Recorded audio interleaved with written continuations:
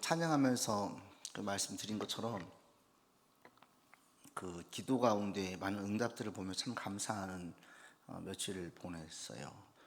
최근에 이제 그런 생각을 하게 됐는데 새벽 예배에서 나와서 함께 기도하고 기도 제목들이 이제 있었죠. 우리 교인들 또 아는 분들 같이 기도하는 내용들이 있었는데 여기서 이제 한 1년 반 정도 꾸준하게 우리가 새벽 예배를 드린 것 같은데 그때마다 이제 문제들 저에게 기도 제목을 부탁하고 중보 요청했던 분들이 있었어요. 또 교인들 가운데 문제가 있어서 기도해 주는 분들이 있었어요. 그런데 얼마 전에 이렇게 살펴보니까 거의 다 응답이 된 거예요. 정말 거의 다. 너무 감사한 거예요. 이제 큰 숙제가 하나 이제 남아 있긴 한데 계속 기도 중에 있는데 그 문제만 응답이 되어지면 이제 지금 눈에 보이는 큰 문제들은 기도 응답이 다 되는 거예요. 너무 감사하면서 어떤 한 제목 같은 경우에는 지지난주에 갑자기 급작스럽게 응답이 되어서 속으로 감사하고 하나님 감사합니다 라는 기도를 제가 드렸었는데 하나님은 우리의 기도에 반드시 응답하시는 분이라는 거예요. 그래서 우리가 주님께 전심으로 또 진심으로 그리고 어떤 경우에도 주님을 의심하지 않고 신뢰하면서 전적으로 인내하며 나아가면 반드시 응답을 보게 돼요. 그런 믿음을 여러분 다시 한번 가지시길 바라고, 오늘 본문에 보면 이스라엘 백성들이 여호와께 기도해요. 회개 기도를 드려요. 근데 이들의 기도는 진정성이 있는 기도라고 볼 수가 없어요. 회개가 능력이 있는데 그런 능력을 전혀 경험하지 못해요. 다시 돌아가고, 이 2장의 사사기 전체에 흐르는 내용이 그렇거든요. 신앙이 전혀 성장하지 못하고 많은 열매를 맺지 못하고 그 다람쥐 쳇바퀴 돌듯이 계속 거기에서 뱅뱅 돌고 있는 이스라엘의 모습을 보게 되어지고, 뱅뱅 돌면서 상황이 더 안 좋아지는, 그게 이제 이스라엘 역사, 사사기에 나와 있는 이스라엘의 역사입니다. 왜 그러느냐, 왜 그럴 수밖에 없느냐, 그게 오늘 2장에 다 나와져 있어요. 그리고 이들이 왜 힘들고 어려웠느냐, 그것도 2장에 오늘 본문에 다 나와져 있습니다. 같이 한번 보지요. 서론 부분 같이 읽겠습니다.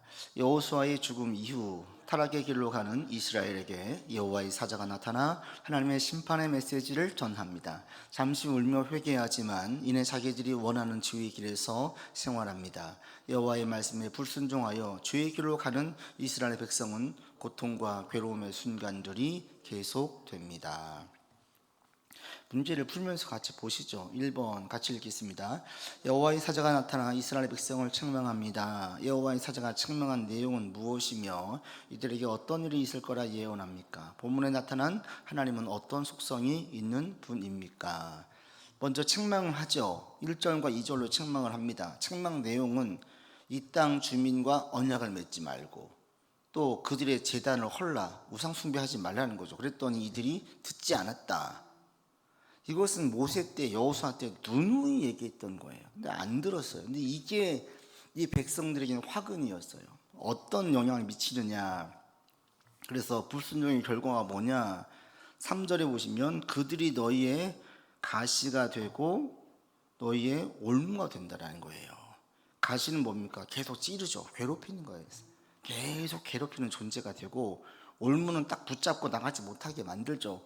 하나님께 나아가지 못하게 만들고 더 죄를 짓게 만들고 계속 복을 받지 못하는, 주의 은혜 안에 있지 못하게 만드는 올무가 된다는 거예요. 이 쥐와 가시가 되게 만들겠다라고 얘기하셔요. 이들이 왜 이렇게 하나님께서 계속 이 민족과 언약도 맺지 말고 그 제단을 우상 숭배도 하지 말라고 했는데 왜 그랬을까? 왜 그랬을까요? 제가 볼 때는 크게 두 가지예요. 한 가지는 너무나 이 문제를 가볍게 여겼기 때문에 그래. 이게 큰 죄라는 생각이 안 들었어요. 우상 숭배하고 그들과 함께 있는 것이 그들 가운데 그렇게 문제가 안 된 거예요. 그렇기 때문에 그렇게 누누이 말했음에도 불구하고 그들은 그걸 그렇게 심각하게 생각하지 않는 거죠. 예를 들면 말썽꾸러기 아이들 보면은 꼭 하지 말라는 짓만 하잖아요. 그래서 다음에 올라가지 말라 그랬는데 꼭 올라가서 떨어져서 다리가 부러지고 팔이 부러져가지고 병원 갔다, 이런 경우가 있어요. 아주 개구진 아이들.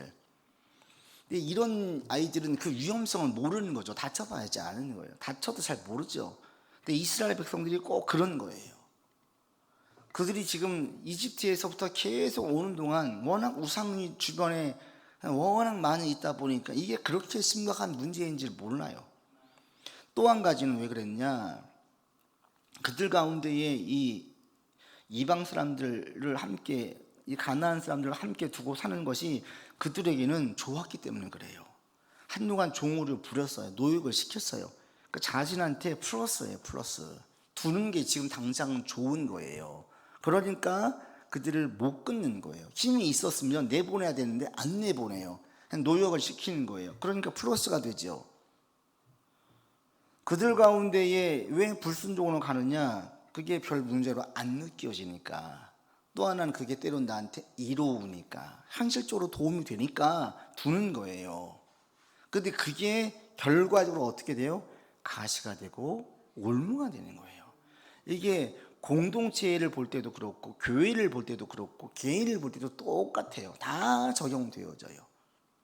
개인 신앙도 마찬가지입니다. 어떤 사람들 신앙이 계속 성장하지 못하고 항상 그 자리에 있는 분이 있어요. 꼭 술만 마시면 교회 와가지고 아버지 찾는 분들, 문제 생길 때만 하나님 찾는 분들, 문제 해결되어지면 또 세상에서 놀아요. 그러다 또 문제 터지면 또 와요. 이것만 반복을 해요. 그 열매를 맺고 신앙이 성숙하고 점점 신앙이 성장하면 세상의 가치들이 조금 상대적으로 가치가 떨어지면서 신앙이 성숙해야 되는데 없어요.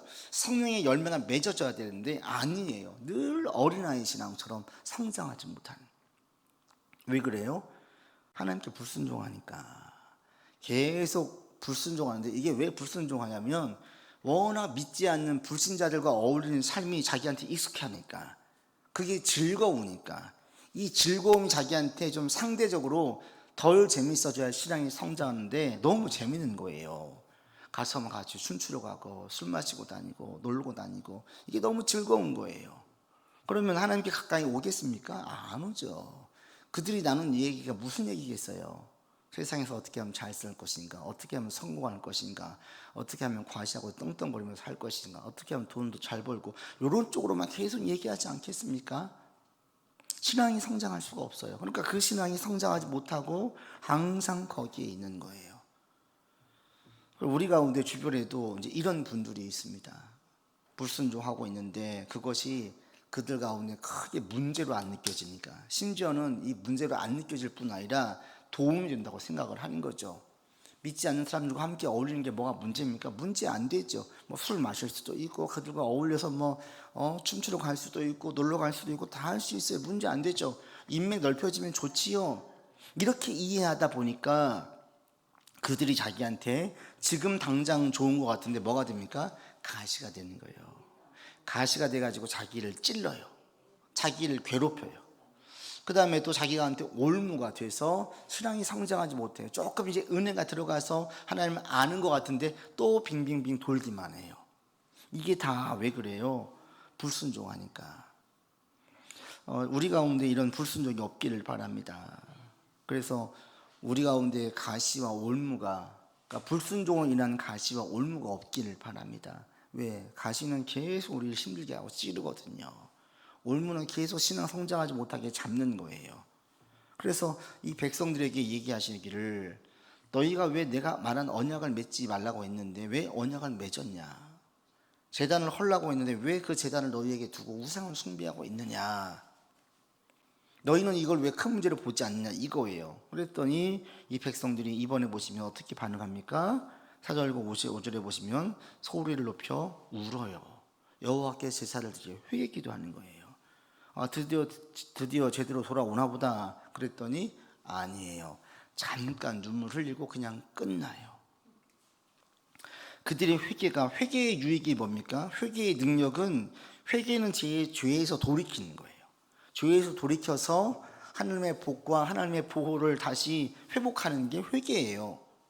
회개를 통해서 하나님 잘못했습니다, 용서를 구하고 다시 주께서 보호해 주시고 주님의 복 안에 내가 있기를 원합니다 라고 해서 주님의 보호와 복 가운데 거하는 거예요. 그런데 이 백성들은 어떻게 합니까? 회개하고 하나님 잘못했습니다 했는데 그 다음에 또 어떻게 해요? 또 가서 똑같이 우상을 숭배하는 거예요. 그래서 이 사사기 2장에 보면 두 번 우는 장면이 나와요. 한 번은 이 4절과 5절 소리 높여 울지요. 또 하나는 18절입니다. 18절 같이 읽겠습니다. 여호와께서 그들을 위하여 사사들을 세우실 때에는 그 사사와 함께 하셨고 그 사사가 사는 날 동안에는 여호와께서 그들을 대적의 손에서 구원하셨으니 이는 그들이 대적에게 압박과 괴롭게 함을 받아 슬피 부르짖음으로 여호와께서 뜻을 돌이키셨음이거늘. 또 언제 울었습니까? 압박과 괴롭힘 때문에 우는 거예요. 회개의 눈물로만 끝나면 얼마나 좋겠습니까? 회개에 울리고 후고 회개를 하고 우상을 다 제거하고 주님께 돌아오면 제일 좋은데, 회개하고 아버지 잘못했습니다 해놓고는 또 하는 거예요. 그러면 그게 없어지지 않는 이상은 계속 가시 올무가 되죠. 근데 상황은 더 악화되어져요. 그래서 18절에 보면 그 대적들이 그들을 괴롭히니까 이것 때문에 우는 거예요. 우리 가운데 이런 눈물은 없기 바랍니다. 회개의 눈물은 필요한데 그 회개 가운데 돌이키지 못해서 계속 죄 가운데 있어서 거기에서 오는 눈물은 없기를 바랍니다. 근데 이 이스라엘 백성들은 그렇게 했어요. 그래서 이 백성들은 결국에 회개하고 돌이켜서 온전히 순종해야 되는데 여전히 계속 불순종하는 것을 볼 수 있어요. 근데 왜 불순종했느냐? 4번 보시면 근원적인 문제가 뭐냐 보시면 7절로 10절에 그 답이 나와져 있어요. 7절 같이 읽겠습니다. 백성이 여호수아가 사는 날 동안과 여호수아 뒤에 생존한 장로들 곧 여호와께서 이스라엘을 위하여 행하신 모든 큰 일을 본 자들이 사는 날 동안에 여호와를 언제까지 순종하고 섬겼습니까? 여호수아가 살아있을 때, 그 뒤에 장로들이 살아있을 때, 구체적으로 말하면 여호와께서 행하신 큰 일을 본 자들이 있을 동안만 여호와를 섬겼어요. 그리고 그들이 다 죽고 여호와의 큰 일을 보지 못한 자들만 남을 때에는 그들 문화에 그냥 그대로 젖어들었어요. 죄를 저지른 가장 큰 이유는 무엇입니까? 10절에 나와 있어요. 10절 읽겠습니다. 그 세대의 사람도 다 그 조상들에게로 돌아갔고 그 후에 일어난 다른 세대는 여호와를 알지 못하며 여호와께서 이스라엘 위하여 행하신 일도 여호와를 알지 못했기 때문에. 이 알다라 히브리어가 야다라는 뜻인데 이 야다가 어떤 뜻이냐면 부부가 서로 살을 맞대고 사는 그런 아는 걸 말해요. 남들이 모르는 걸 부부들은 친밀함이 있잖아요. 이런 아는. 근데 이스라엘 백성들은 그런 알림이 없다라는 거죠. 그리고 그 안이 결국에 뭐냐? 그러니까 여호와께서 행하신 일을 모르는 사람들. 신앙의 대가 언제 끊겨지느냐? 내가 경험했던 하나님을 내 자녀가 경험을 해야 되는 거예요. 경험해야지 이게 신앙의 계보가 이어지는 것이지 지식으로만 전달되어 가지고 신앙이 이어지지 않아요. 모태신앙도 마찬가지죠. 언제 정신 차립니까? 자기 하나님 만날 때 정신 차려요. 자기 하나님 만날 때는 어떤 시간을 통해서 와요? 시련과 환난을 통해서 와요. 시련과 환난을 통해서 내 힘으로 못 살겠다, 내 능으로는 도저히 문제 해결이 안 된다. 그래서 주님께 매어 달리는 거예요. 매어 달려가지고 문제가 해결되어지고 나니까 정말 주님이 살아계시네, 정말 나를 도와주시네 라고 경험되어지면서 자기 하나님으로 고백이 되어지는 거예요. 이때 신앙이 이어지는 건데 이스라엘 백성들 가운데 이런 신앙이 이어짐이 없었다는 거예요. 왜 그랬습니까? 더 이상 가나안 땅 정복을 안 하는 거예요. 그냥 정복했는데 거기서 편하게 사는 거예요. 거기서 이 이방 민족들과 언약을 맺지 않고 그들을 내보내고 자신들이 개척을 하고 열심히 해야 되는데 안 그러는 거예요. 그냥 편한 길로 가는 거예요. 그러니까 불순종하니까 하나님의 역사가 없고, 하나님의 역사가 없으니까 그 다음 세대는 믿지 않게 되어져서 믿지 않는 사람들과 똑같은 사고방식과 생활방식으로 살아가는 거예요. 그러니 그들에게는 하나님의 보호도 없고 하나님의 복도 없고 하나님의 능력도 없는 겁니다. 지금 이스라엘 백성들이 그렇습니다. 다음 세대는 여호와를 알지 못했어요. 이게 지금 우리 한국 사회의, 한국 교회의 큰 영적 위기이기도 하고요. 또 우리가 깨어 있어야 되는 부분이기도 해요. 한국 교회 가운데 지금 세대적으로 갈 때, 아이로 갈 때, 어린아이 세대로 갈수록 여호와를 알지 못하는 경우가 많아졌어요. 엊그제도 어떤 모임을 갔다가 오는데 기독교 방송에서 그 어떤 찬양 잘하시는 사모님이 그 PD분하고 둘이 이제 음악 프로를 하더라고요. 근데 어떤 찬양을 주로 하냐면 옛날 찬양들을 주로 하는 거예요. 그러니까 제가 이제 청년 때 교회 학교 섬기며 교사하면서 불렀던 찬양들, 교회에 예런수라는 성경학교가 다가올 때 그때 했던 찬양들을 막 부르는데 그 향수가 확 밀려오면서 막 너무너무 좋고 감사하면서 혼자 차에서 부흥하면서 왔어요. 너무 좋아가지고. 근데 그런 향수가 있는데 지금의 청년들과 학생들은 이런 향수가 없는 거예요. 그러면 이 아이들이 10년, 20년 뒤에는 없어요. 그 기억이 없어요. 중고등학교 청년 때 경험했던 그 경험들이 20년 뒤, 30년 뒤, 40대, 50대가 되었을 때에 자기한테 떠올리게 만드는데 신앙적으로 그런 부분이 완전히 그냥 하얀 부분이 없는 거예요. 이게 이제 위기인 거예요. 여호와를 알지 못해요. 경험하지 못해요. 여호와를 위해서 무엇인가 열심히 해본 적도 없어요. 막 자기 놀기 바쁘고 자기 여행하기 바쁘지 하나님을 위해서 무엇인가 헌신해 본 적이 없어요. 이런 사람들은 주님께 열심히 내지 못해요. 우리 지금 한국 사회도 한국 교회도 사사기 이 경고의 말씀이 지금 그대로 적용되어집니다. 우리도 지금 위기인 거예요. 그래서 어린아이세, 지금 다음 세대들, 청년들, 중고등부 학생들, 교회 초등학생들, 그 다음에 젊은 부부들, 모든 교회마다 숫자가 다 줄고 있어요. 이게 지금 매단 위기라는 거죠. 그게 뭐예요? 다음 세대가 지금 여호와를 알지 못하게 되는 거예요. 이게 이제 위기인 겁니다. 그래서 하나님을 아는 것, 경험하는 것이 우리 신앙이 얼마나 중요한지 모릅니다. 여러분 삶에 하나님의 역사를 계속 경험할 수 있기를 바랍니다. 아버지의 능력을 계속 경험하기를 바랍니다. 이거 어떻게 해야지 경험합니까? 순종하는 거예요. 말씀대로 순종할 때 이게 경험이 되어지는 거예요. 이 백성들은 순종하지 않아서 역사를 경험하지 못했습니다. 가나안 땅에 들어왔어요. 타협하지 않고 내보내고 믿음으로 계속 역사가 일어나가야 되는데 믿음으로 순종하지 않으니까 역사가 안 나타나는 거예요. 오늘 이 시대에도 마찬가지인데 우리 가운데 믿음으로 순종해서 많은 역사를 경험할 수 있는 여러분들 되기를 바랍니다. 그래서 이들 가운데 이게 문제가 됐습니다. 5번, 6번 같이 보시면 5번 보겠습니다. 이스라엘 백성이 행한 악은 무엇이며 이들은 어디에서 악행을 저질렀다고 하나님은 말씀하십니까? 이들이 11절로 13절에 보시면 바알과 아스다롯 이방신을 섬겼어요. 바알과 아스다롯은 그 당시에 가장 흔한 신이에요. 가장 많은 거기 땅의 사람들이 믿는 신이에요. 그러니까 우리로 말하면 그냥 뭐 상식 다 그렇게 사는데 뭐 이거예요. 다 그렇게 살아. 그러니까 괜찮다라는 거예요. 우상이 그들 가운데 그냥 생활이었어요. 그렇기 때문에 옆에서 다 그렇게 살고 그리고 그것이 하나의 페스티벌처럼 즐기는 문화가 되니 그게 뭐가 나쁩니까? 그날은 잔칫날이거든요. 그리고 그날은 아주 쾌락적이고 감각적이고 즐거운 날이에요. 그리고 왜 그날을 그러니까 왜 포기합니까? 그렇게 되는 거예요. 그런데 문제는 뭐냐면 11절 같이 보겠습니다. 11절 이스라엘 자손이 여호와의 목전에 악을 하나님께서 바알을 섬긴 걸 무엇으로 봤습니까? 여호와의 목전에서 악을 행한 것으로 본 거예요. 이들은 이 법궤를 놓고 거기서 우상을 숭배한 게 아니에요. 그냥 그 제단에 놓고 간 거예요. 그런데 하나님은 보시기에는 내 앞에서 행하시는 것 같다는 거죠. 그러니까 하나님께서 모욕을 느끼는 거고 여기에 대해서 불쾌하고 심히 괴로우신 거죠. 그래서 12절에 그들을 진노하셨어요. 13절에 그들이 아주 노골적으로 표현하죠. 여호와를 버렸어요.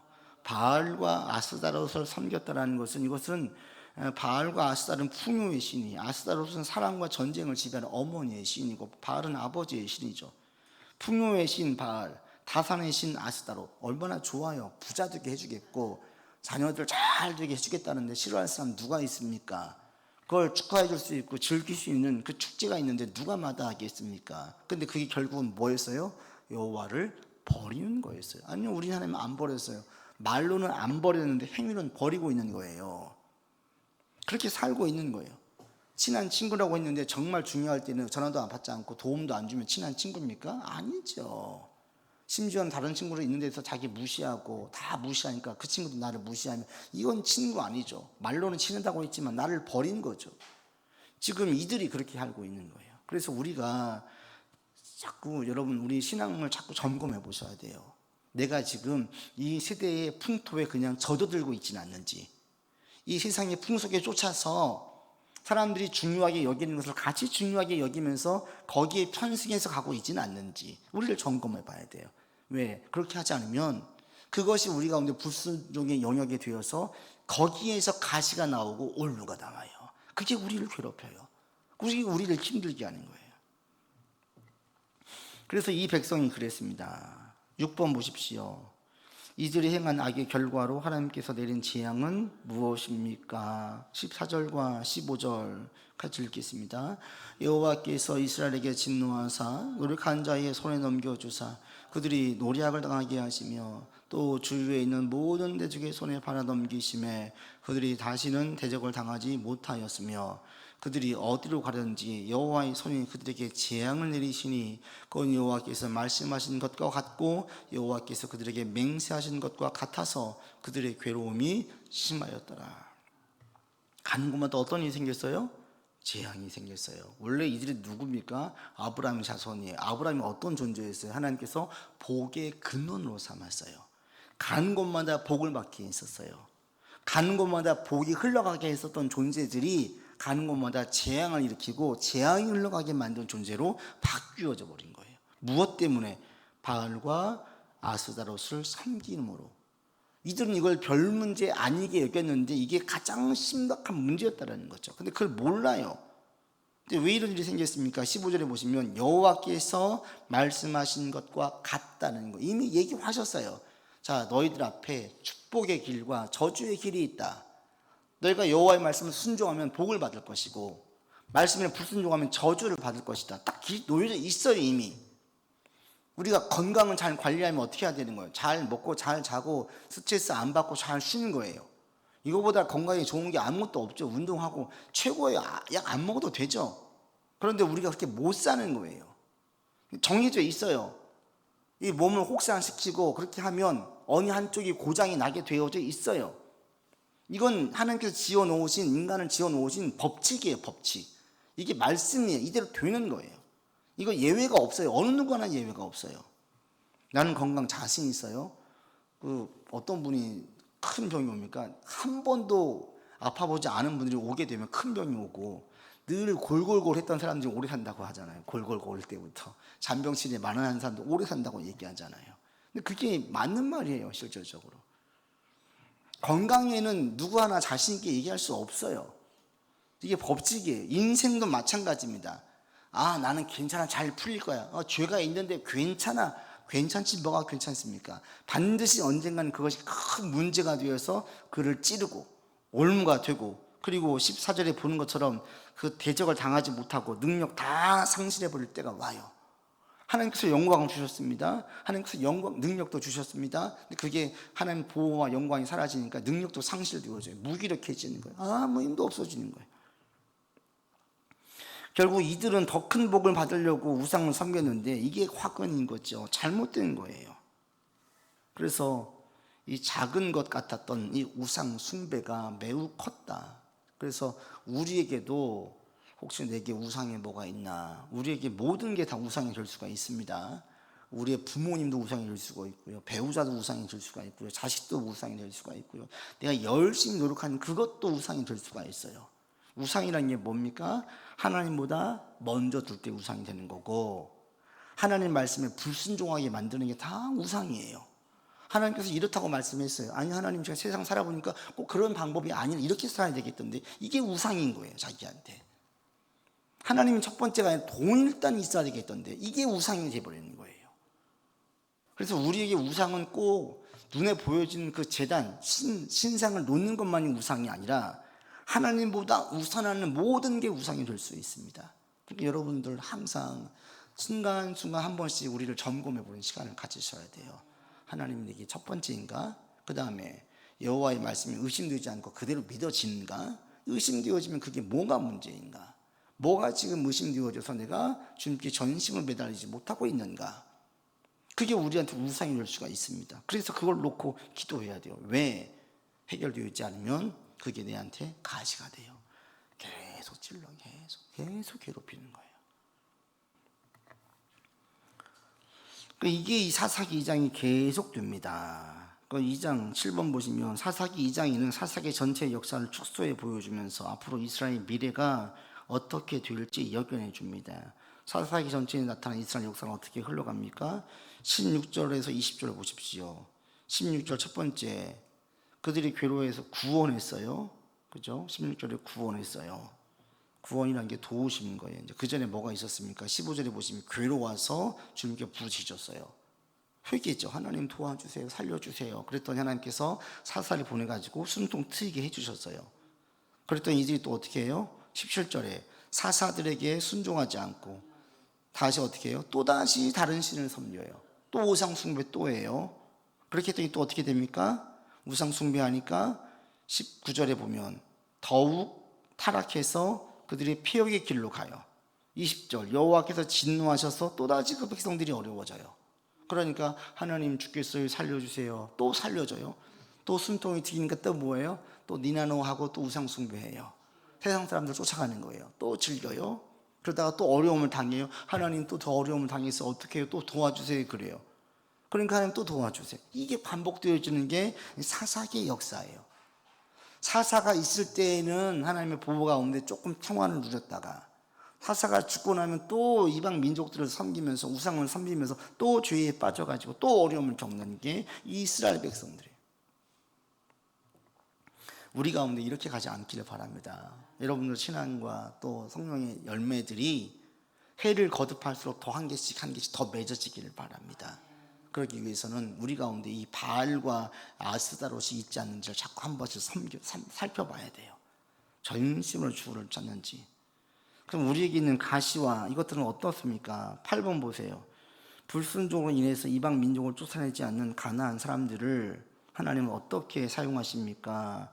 21절로 23절에 보시면 같이 보겠습니다. 21절로 23절 나도 여호수아가 죽을 때에 남겨둔 이방 민족들을 다시는 그들 앞에서 하나도 쫓아내지 아니하리니 이는 이스라엘이 그들의 조상들이 지킨 것 같이 나 여호와의 도를 지켜 행하나 아니하나 그들을 시험하려 함이라 하시니라. 여호와께서 그 이방 민족들을 머물러 두사 그들을 속히 쫓아내지 아니하셨으므로 여호수아의 손에 넘겨주지 아니하셨더라. 여호수아 죽은 다음에 이제 믿음 행동을 해서 쫓아내면 되는데 안 했어요. 그냥 살기 이 정도면 됐다 이 정도면 됐다. 믿음에 순종 안 해요. 그래서 어려움을 겪었어요. 그런데 하나님께서 그것이 가시가 되고 올무가 되게 했는데 그들 가운데 완전히 쫓아내지 않고 놔뒀대요. 왜요? 22절에 왜 그렇대요? 그들을 테스트하려고. 테스트는 좋은 겁니까? 안 좋은 겁니까? 하나님께서는 좋은 거예요. 우리를 성장시키고 깨어있게 만드는 거예요. 그러니 하나님 안에서는 우리에게 가시와 올무가 꼭 나쁜 게 아니에요. 그리고 여러분 우리가 신앙생활할 때 불순종으로 생겨진 후유증은 어떤 가시와 올무는 한 번에 싹 없어지지 않고 오래 갈 수 있어요. 예를 들면 내가 첫눈에 뿅 가가지고 결혼을 했어요. 근데 이 남자가 알고 보니까 전혀 예수를 믿지 않아요. 좋아가지고 결혼했는데 안 믿는 사람이에요. 완전 세상 사람이야. 그럼 어떻게 돼요? 내가 불순종해서 회개하고 돌이켰어도 그 남자와 함께 살면 어떻게 돼요? 계속 내 가운데 가시가 있는 거예요. 그죠? 올무가 있어요. 그게 신앙 안에서 우리에게 연단이 된다는 거예요. 연단이. 하나님께서 그것을 모든 것을 선으로 바꿔주신다는 거죠. 그래서 이게 우리 가운데 유익인 거예요. 없었으면 좋았지만 이미 있어요. 그러면 하나님께서 없애주지 않고 그 가운데 우리를 연단시킨다는 거예요. 그래서 우리의 삶에는 100% 순종한 사람이 있습니까? 없지요. 우리도 모르는 사이에 불순종해요. 다 있어요. 그것이 우리 가운데는 다 하나씩 가시가 돼요. 가시가. 근데 그 가시가 우리 가운데에 후회할 게 아니라 나중에 감사거리로 바꿔준다는 거죠. 그 가시 덕분에 내가 더 주님 찾았고 더 정신 차릴 수 있었고 더 기도할 수 있었고 더 메어 달릴 수 있었어요. 그러자 하나님 역사를 볼 수 있었어요. 그 가시가 없었으면 그렇게 기도하지 않았겠죠. 우리도 마찬가지입니다. 환난이 없으면 간절히 기도하지 않아요. 찬양만 하죠. 찬양만. 감사 찬양만 드릴 거예요. 언제 기도해요? 문제가 있을 때 기도해요. 그때 역사를 보는 거예요. 하나님 살려주세요. 그때 진짜 살려주시는 거예요. 전에 금요 기도회 할 때 어떤 분이 자기가 지금 요즘 어떻습니까? 그러니까 한 분이 물이 한 이만큼 차오른 것 같대요. 물이 이만큼 차와가지고 겨우겨우 살고 있는 것 같대요. 다른 분이 자기는 이만큼 찼대. 이만큼 차가지고 지금 넘치기 직전이라는 거예요. 같이 웃으면서 또 얘기했는데 숨이 안 막힌 게 어딥니까? 이제 같이 그러고 웃고 말았는데 삶이 그래요. 근데 그런데도 꾸역꾸역 지나가다 보면 이렇게 찼던 물이 좀 내려와요. 조금씩 내려와요. 이런 역사들이 생겨요. 우리 가운데 이런 일들이 있기를 바라고 여러분 삶에 어떤 가시가 있어요? 올무가 있어요? 이게 우리 가운데는 하나님께서 테스트할 수 있는 시련으로 남겨두신대요. 그럼 우리가 그걸 어떻게 해야 됩니까? 인내로 신앙 안에서 이겨내야 되는 거예요. 그러면 그것이 나로 하여금 신앙을 단단하게 만들어줘요. 여러분 이런 마음 자체를 가지고 우리 삶의 어려움들, 문제들, 가시들, 올무들 이것들을 바라보시고 신앙 안에서 이겨낼 수 있기를 바랍니다. 가장 좋은 것은 이렇게 가지 않는 게 제일 좋겠죠. 지금부터는 우리가 선택할 것, 결정할 것들을 할 수 있는 한 힘써서 하나님 안에서 선택하는 거예요. 하나님 안에서 결정하는 거예요. 그러면 이제 지금부터 하는 일들에게는 가시와 올무가 없겠죠. 많은 역사가 있겠죠. 이런 일들이 여러분 가운데 계속 있어지기를 바랍니다. 그리고 살면서 우리 가운데 죄악이 보여지고 불순종이 보였으면 이 이스라엘 백성들처럼 우는 것으로 끝나지 말고 울고 돌이키고 끊어버리고 주의 뜻을 찾아서 그 뜻대로 걸어 나아가는 우리가 되기를 바랍니다. 그래서 우리가 하는 것이, 이스라엘 백성들은 나중에 어떻게 됐습니까? 가는 곳마다 재앙이 임해요. 얼마나 불행해요. 가는 곳마다 하는 것마다 안 돼요. 가는 곳마다 어려워져요. 가는 곳마다 재앙을 일으켜요. 얼마나 이게 불행한 인생입니까? 우리가 순종에 살면 이제는 가는 곳마다 평안이 오고 가는 곳마다 복을 받게 되어지고 가는 곳마다 은혜를 경험하게 되어져요. 이런 일들이 있는 여러분의 인생이 되기를 바랍니다. 아버지 하나님, 이스라엘 백성들에게 그렇게 반복해서 강하게 경고하였건만 이 백성은 결국 여호와를 떠나고 우상을 숭배했습니다. 그게 그렇게 큰 죄로 여겨지지 않았고 또 그들과 함께 있는 것이 자신들에게 일시적인 이로움을 주었기 때문에 그 우상을 포기하지 않고 가난한 사람들과 섞여 살았습니다. 그 끝은 재앙이었고 파멸이었고 노예의 삶을 살게 했습니다. 하나님, 우리 가운데 이런 가시와 올무 같은 일들이 일어나지 않기를 원하나 우리가 어리석어서 주님 안에서 온전히 순종하지 못하고 잘못된 선택을 하여서 우리의 삶에 가시가 있고 올무가 있습니다. 그럼에도 이 가시와 올무가 하나님께서 연단의 도구로 사용해 주셔서 우리를 정금과 같이 빚어지는 도구로 사용해 주실 것을 믿습니다. 하나님, 믿음으로 바라보고 주님께 소망을 주고 힘써 기도하고 또 우리가 할 수 있는 자리에서 말씀에 온전히 순종함으로 많은 응답과 역사가 있는 삶이 되게 하여 주시옵소서. 들어가도 복을 받고 나가도 복을 받는 복된 삶이, 복된 우리의 삶이 되기를 원합니다. 믿음으로 우리가 아브라함의 후손인데 하나님, 우리 또한 아브라함처럼 복을 받은 자이고 복이 근원되게 하여 주실 줄 믿습니다. 예수를 믿고 따라가는 우리를 통하여서 복이 나오게 하시고 복이 흘러가도록 인도하여 주옵소서.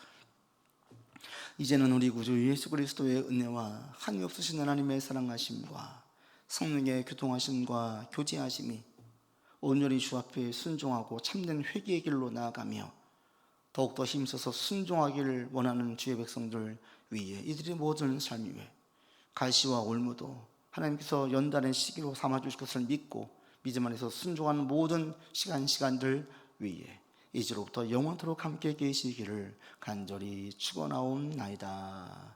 아멘.